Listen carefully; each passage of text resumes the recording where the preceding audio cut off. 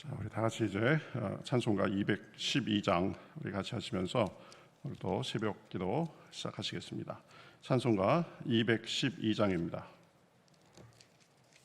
겸손히 주를 섬길 때 괴로운 일이 많으나 212장입니다. 겸손히 주를 섬길 때 괴로운 일이 많으나 구주여 내게 힘 주사 잘 감당하게 하소서. 인자한 말을 가지고 사람을 감화시키며 갈 길을 잃은 무리를 잘 인도하게 하소서.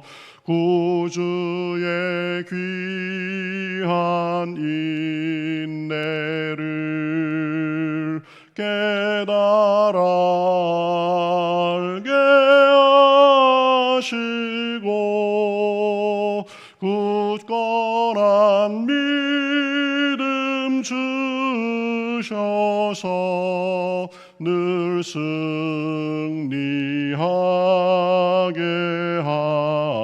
하소서.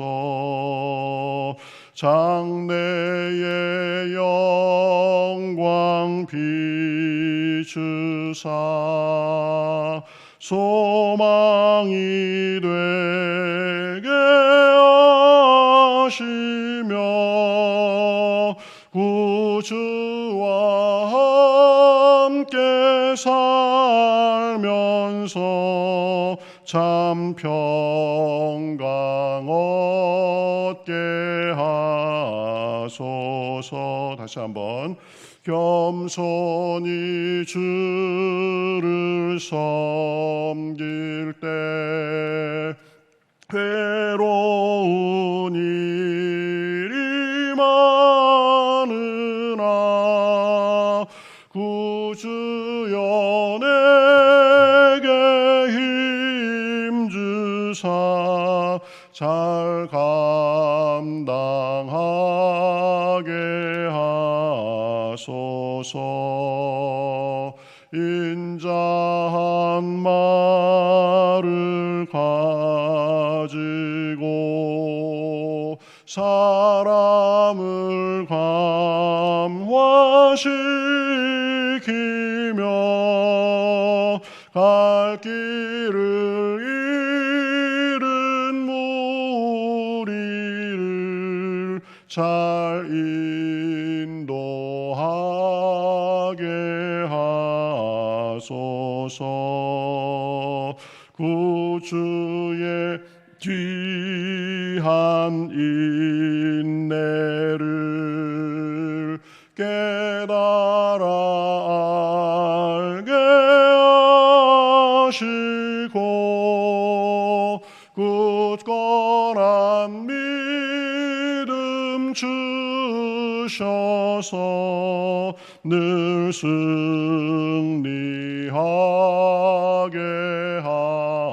하소서. 장래의 영광 비추사 소망이 되게 하시며 구주와 함께 살면서 평강 얻게 하소서.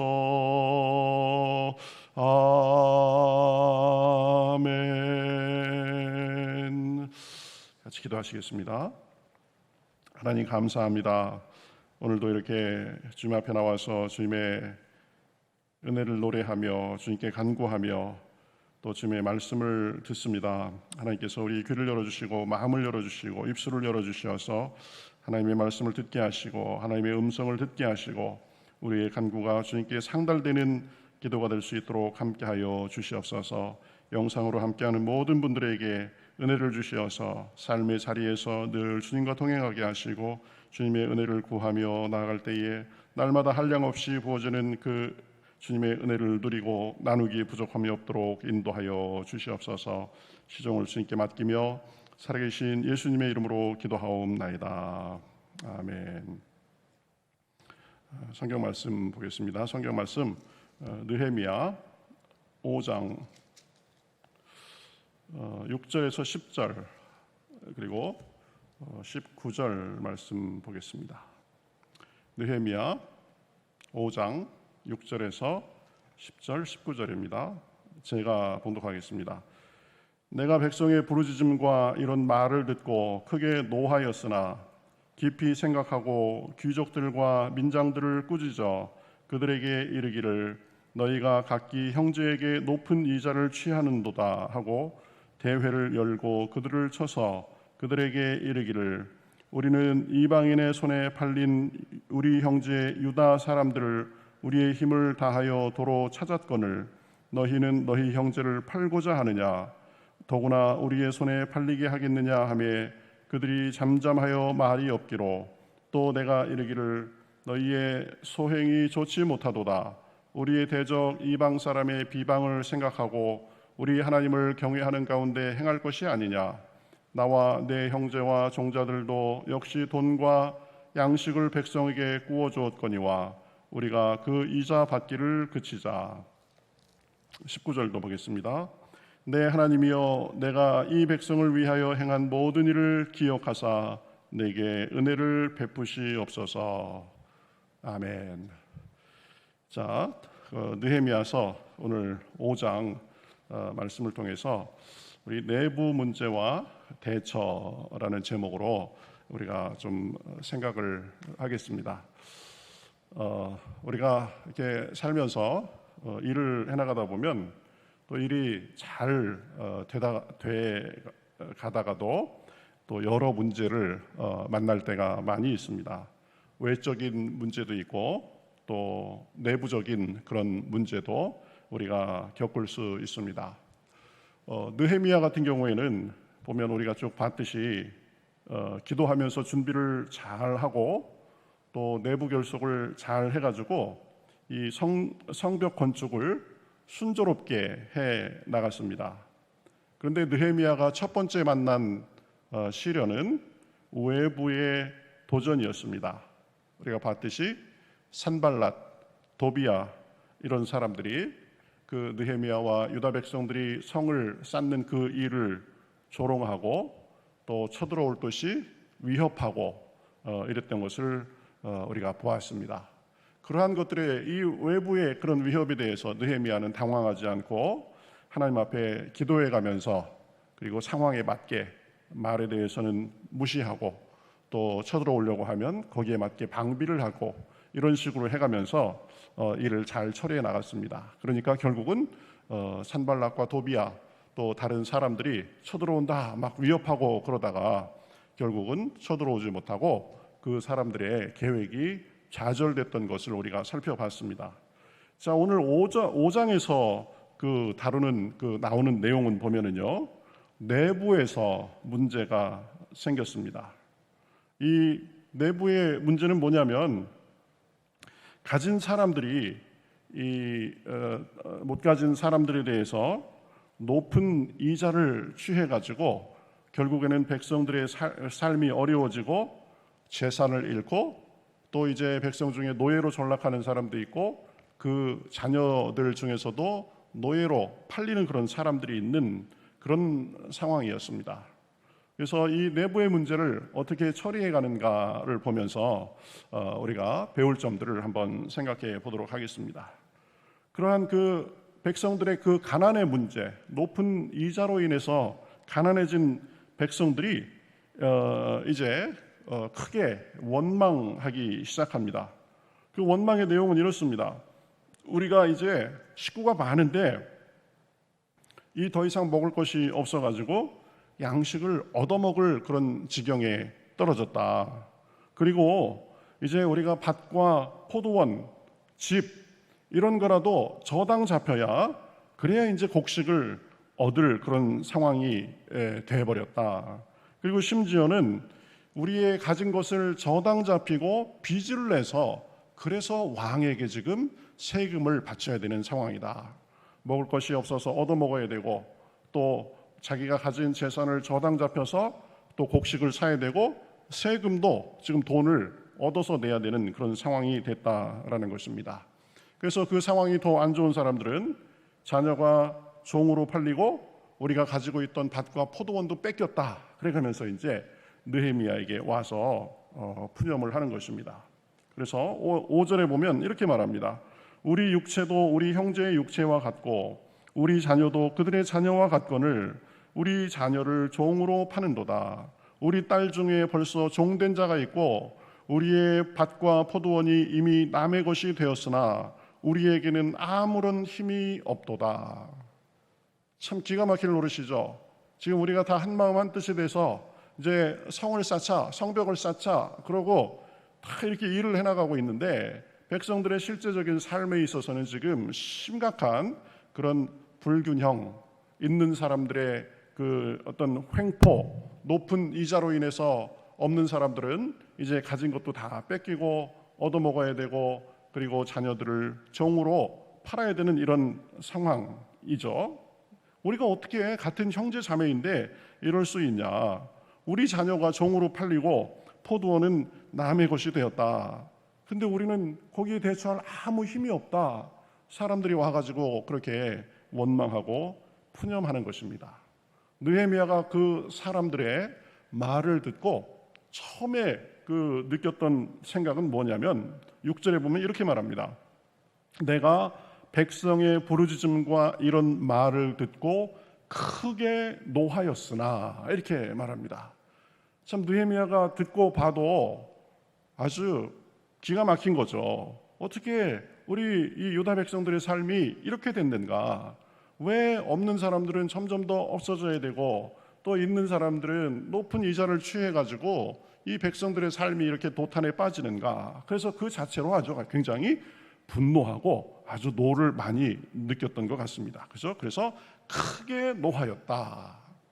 그런데 이 느헤미야는 그 크게 노한 상태에서 그 분노를 가지고 일을 처리하는 것이 아니라 바로 뒤에 보면 이렇게 나옵니다.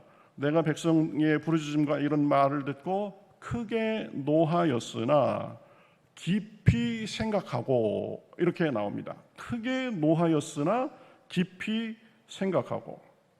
그러니까 느헤미야가 느낀 첫 감정은 분노였습니다. 아주 큰 분노였죠. 어찌 그리할 수 있는가? 이 다 어려운 시기인데 높은 사람들, 귀족들은 자기들만 생각하고 그래서 이 백성들의 삶이 어떻게 이 지경까지 되었는가? 아주 분노가 치밀었던 거죠. 크게 노했다. 그런데요, 느헤미야는 분노한 상태로 바로 행동하지 않았습니다. 깊이 생각했다. 이걸 어떻게 처리해 나갈 것인가라는 것을 깊이 생각했다라는 거죠. 느헤미야의 지도자로서의 아주 좋은 면모를 여기서 찾아볼 수 있습니다. 마음의 감정이 격해지고 분노한 채 순간에 떠오르는 생각으로 행동하지 않았습니다. 오히려 감정이 격하고 분노가 차 있을수록 생각하고 또 생각하고 기도하고 또 기도하고 숙고한 끝에 행동해야 되는데 바로 느헤미야는 그렇게 행동했다라는 것입니다.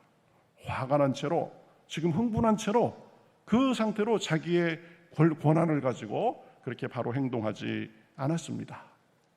분노는 어떤 일에 대해서 부당한 일, 나쁜 일, 정의롭지 못한 일에 대해서 느끼는 분노는 자연스러운 것입니다.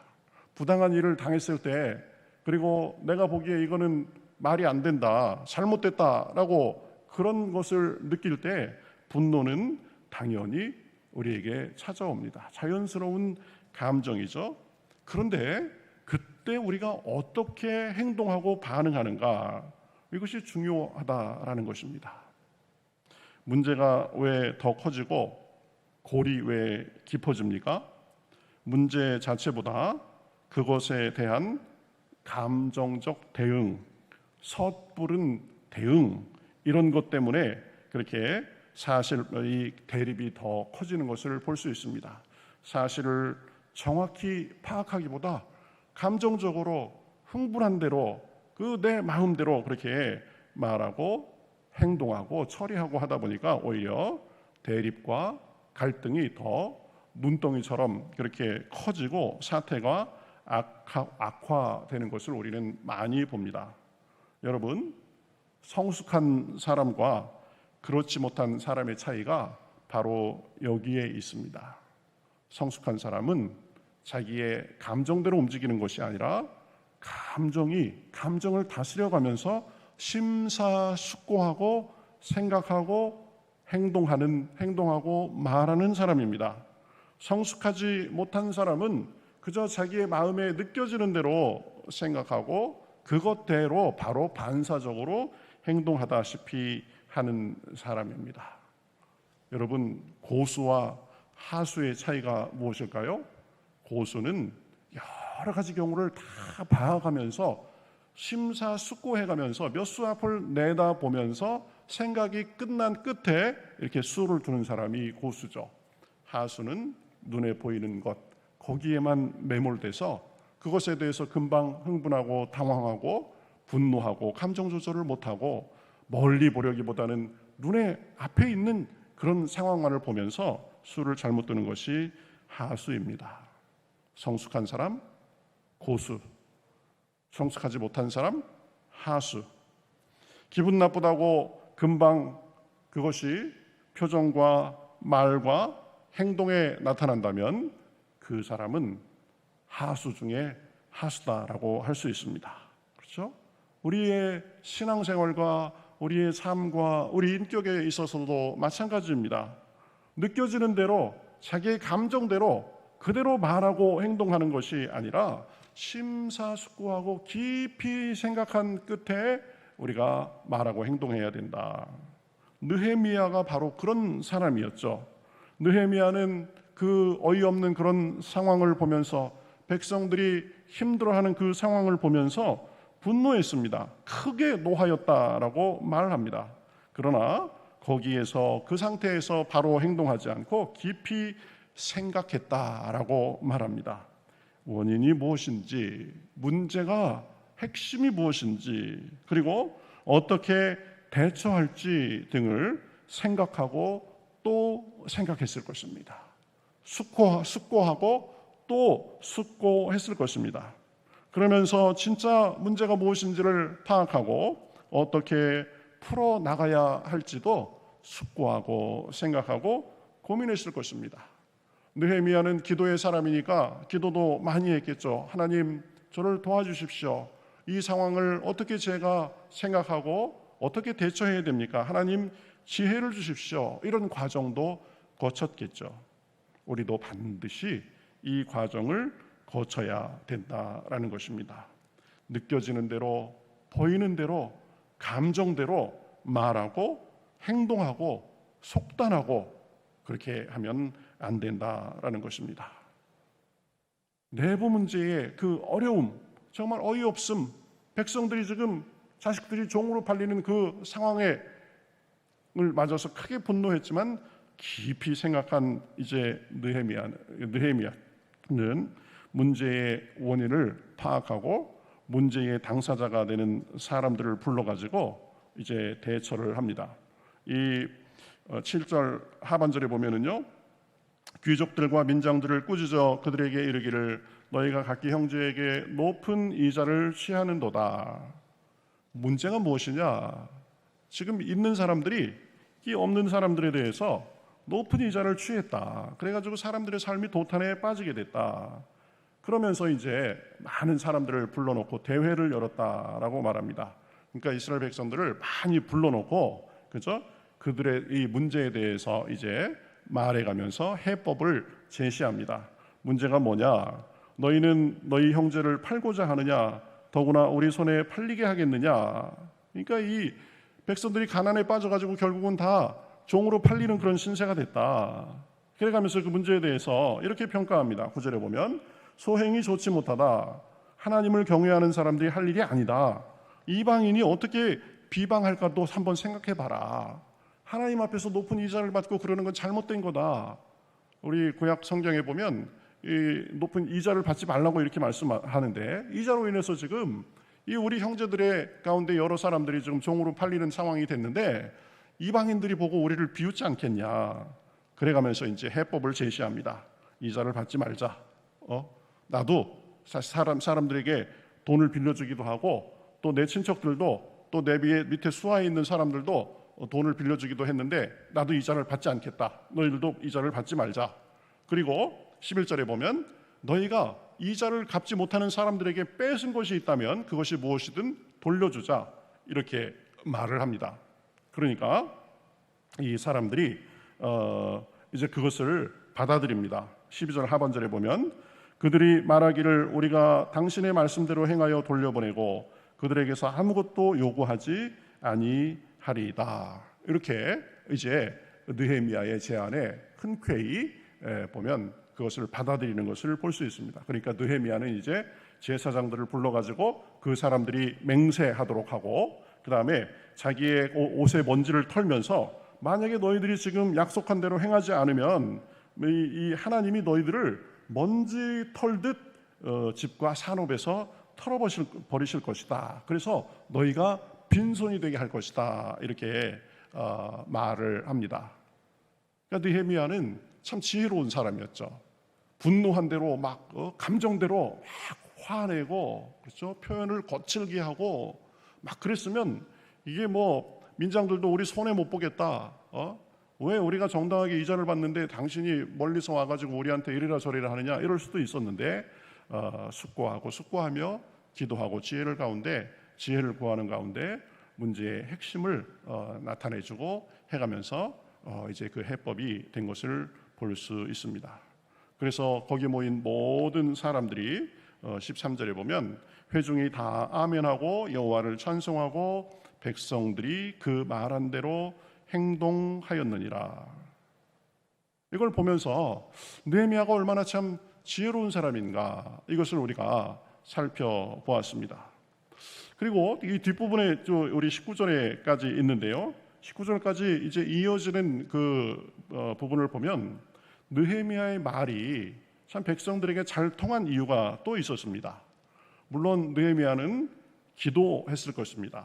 그리고 거기에 생각하고 또 생각하고 깊이 숙고하면서 파악하고 적절하게 대처했습니다. 그런데 거기에 더해서요, 보면 느헤미야는 모범을 보이는 그런 사람이었습니다.